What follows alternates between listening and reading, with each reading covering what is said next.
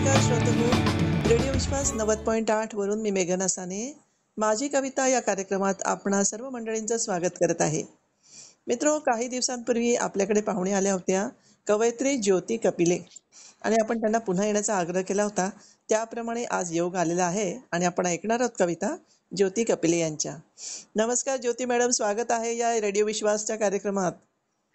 धन्यवाद मेघना आणि धन्यवाद रेडिओ विश्वास.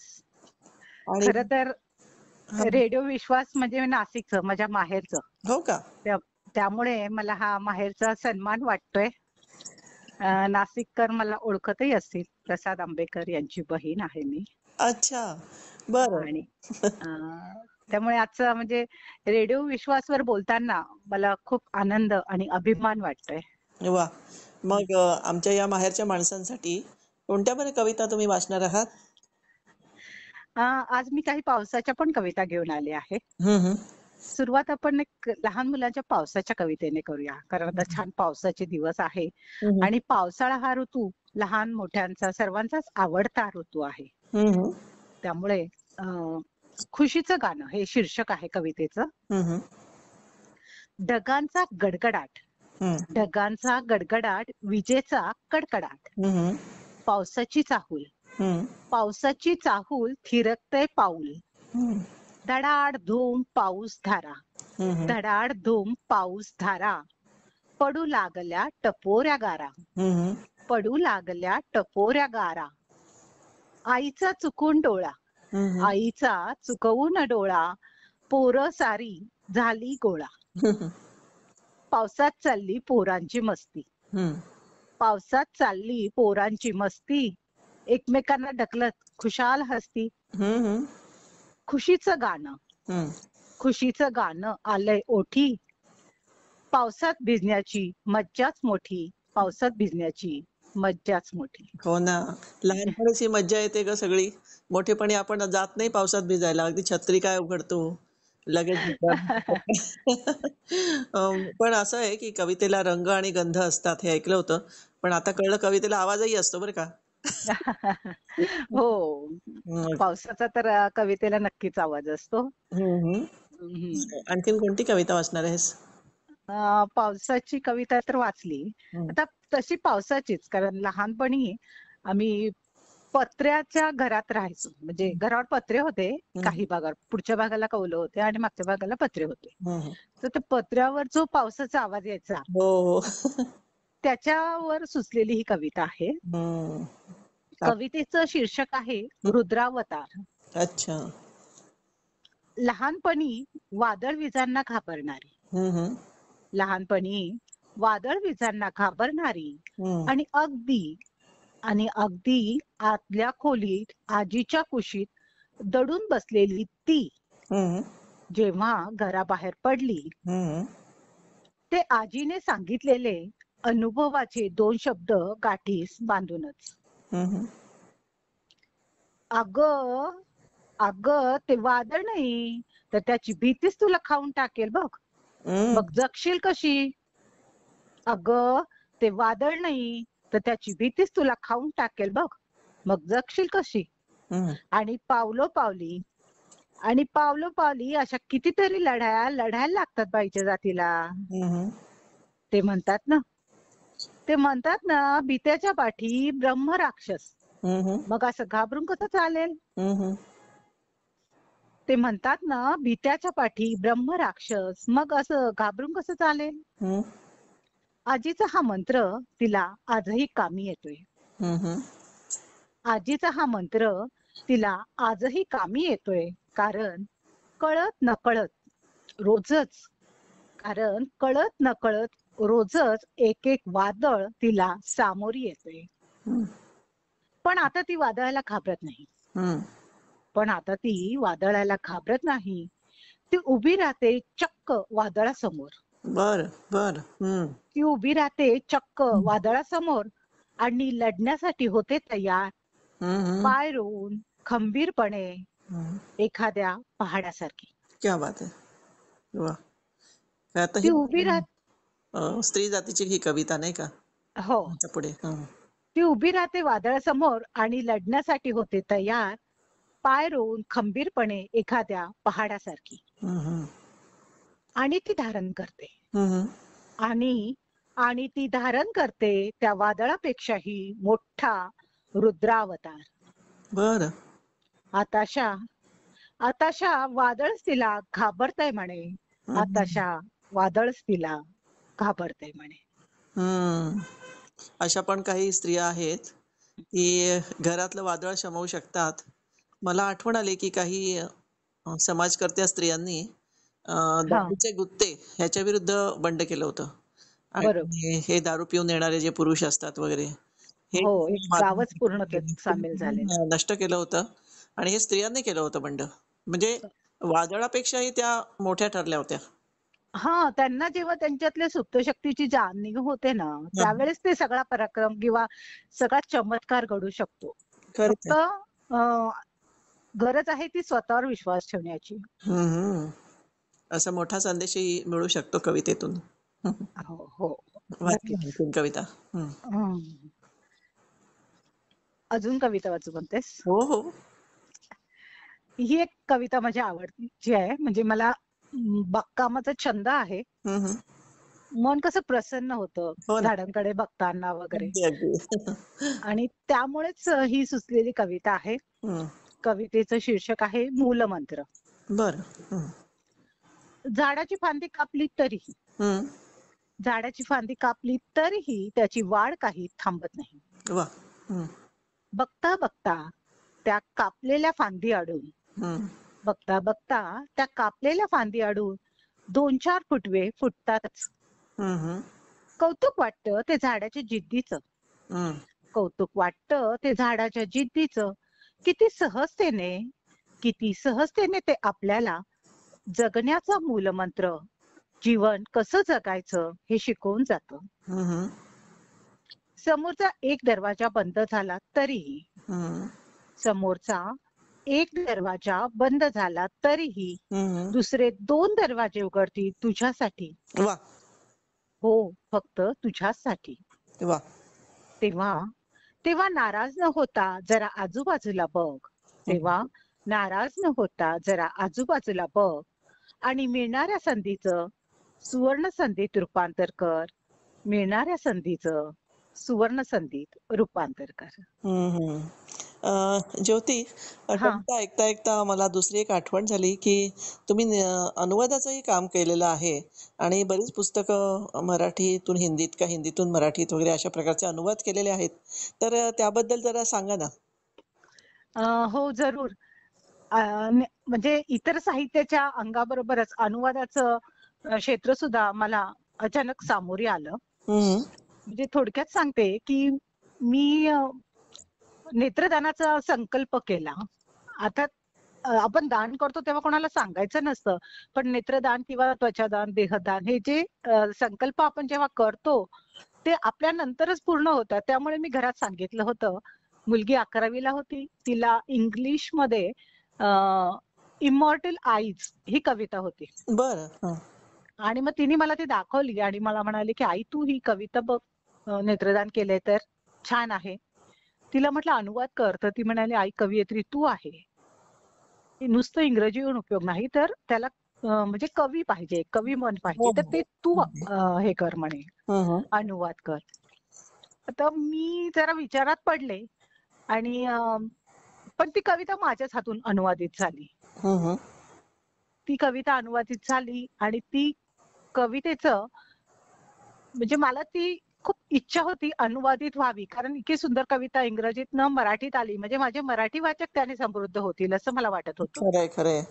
पुढे मी ती कविता हिंदीत सुद्धा अनुवादित केली. कारण मला या म्हणजे या 3च भाषा होत्या ज्या येतात आणि त्याच्यात मी ती अनुवादित केली. कारण अनुवादित साहित्य सर्व दूर गेलं पाहिजे. चांगलं साहित्य सर्व दूर गेलं पाहिजे हा हेतू होता.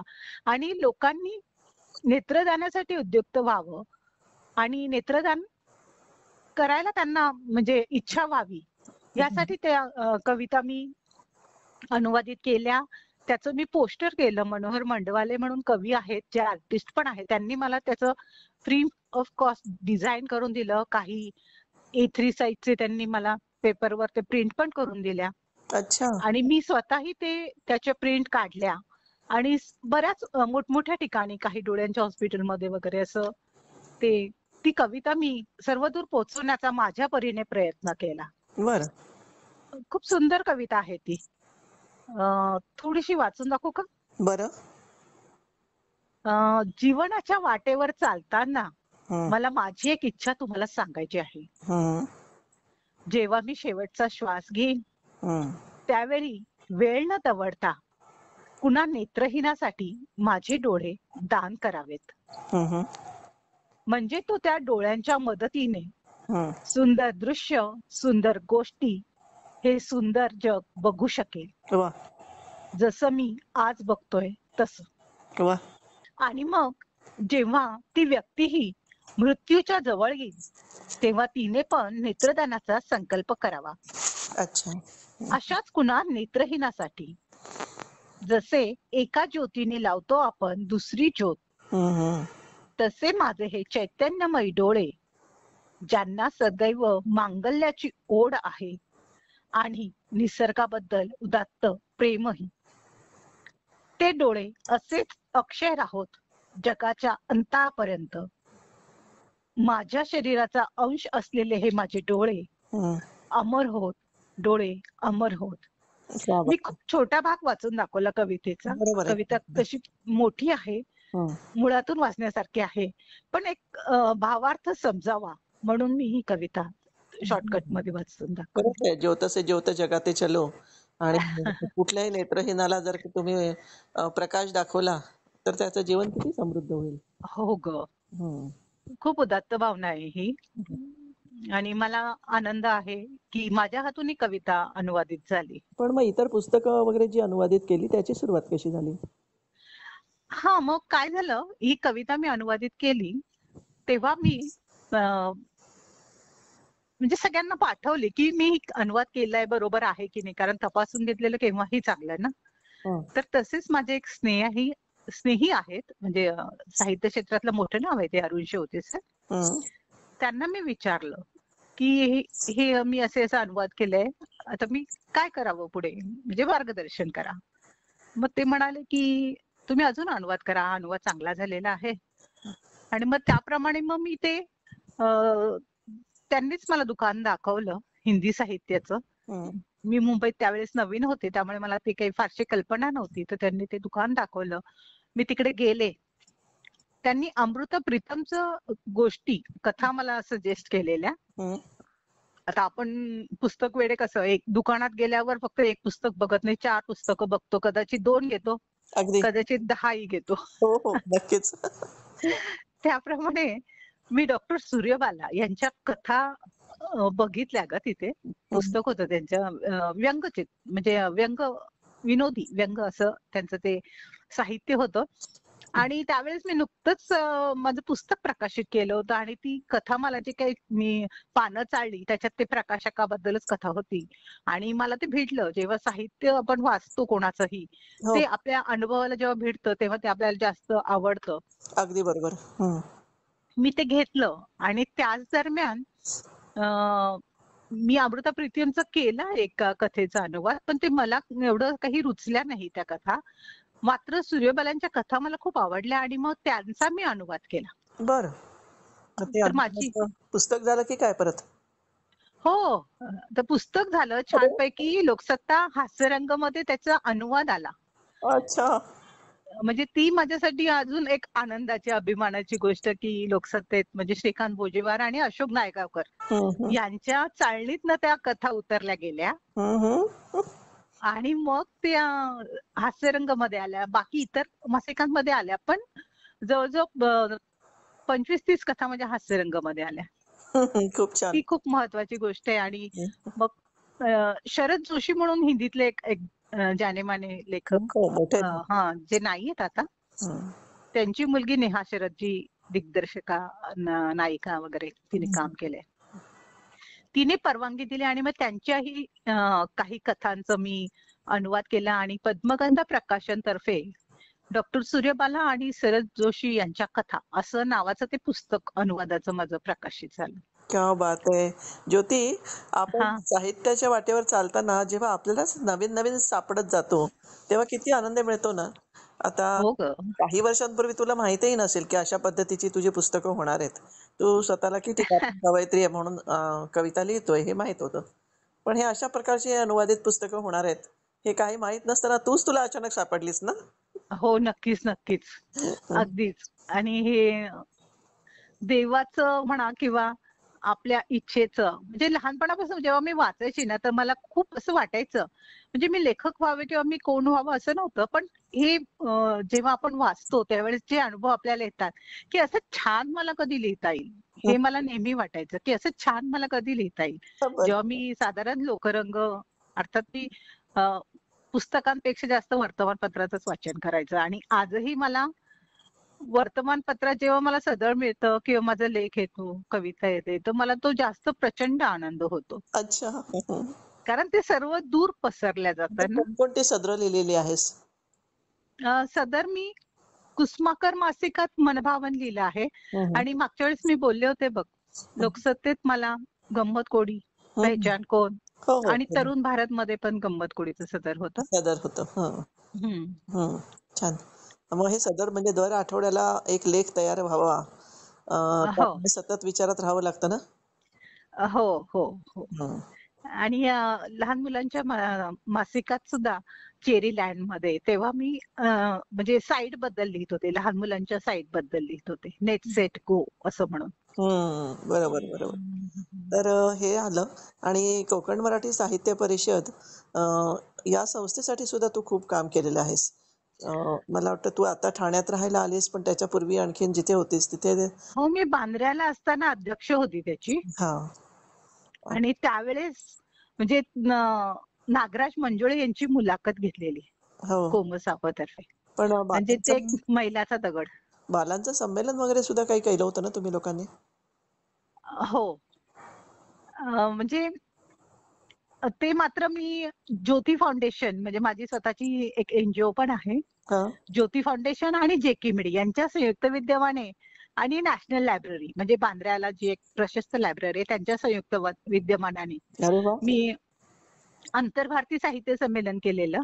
हं, ज्याच्यात सुरुवातीला संजय आवटे सर होते हं, अ, अध्यक्ष म्हणून. उद्घाटक म्हणून आपली संपदा कुलकर्णी होती. हं. त्याच्यानं दुसऱ्या वर्षी घेतलं तेव्हा अ, महाराष्ट्र टाइमचे भारतकुमार राऊत होते.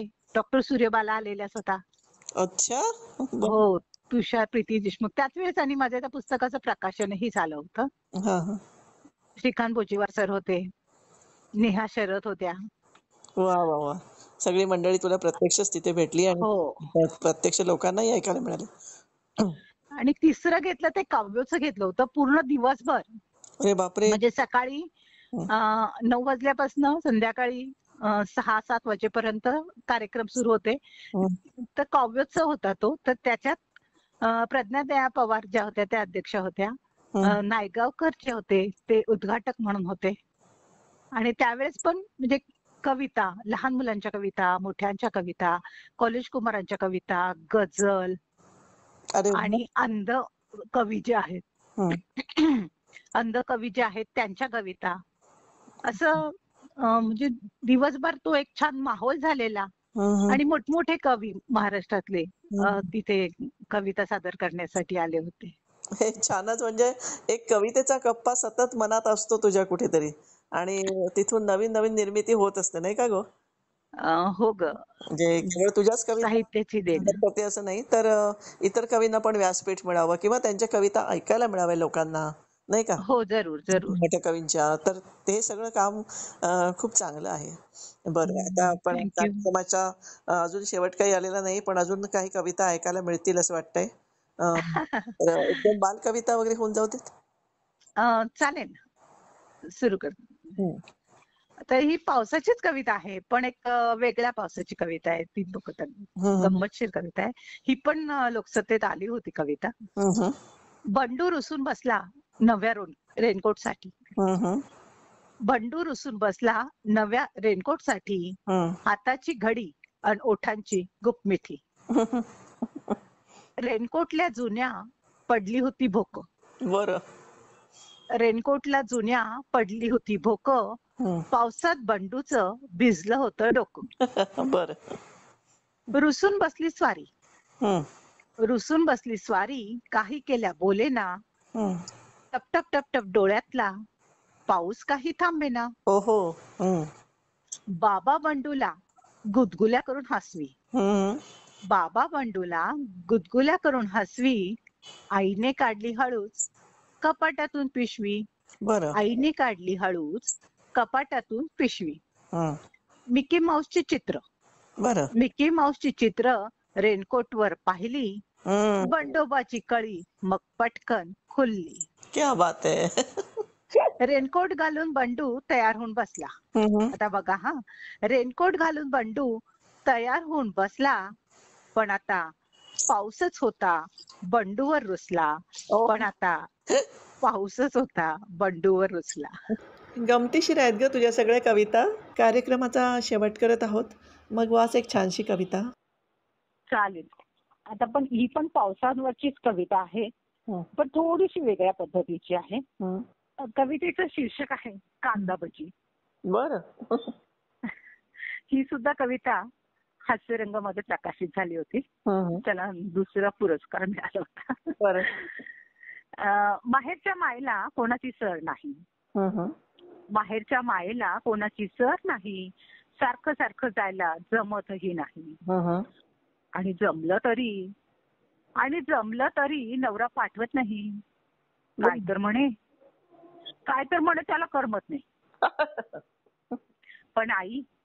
पण आई जेव्हा मला तुझी खूप आठवण येते, तेव्हा मी लगेचच कांदा चिरायला घेते.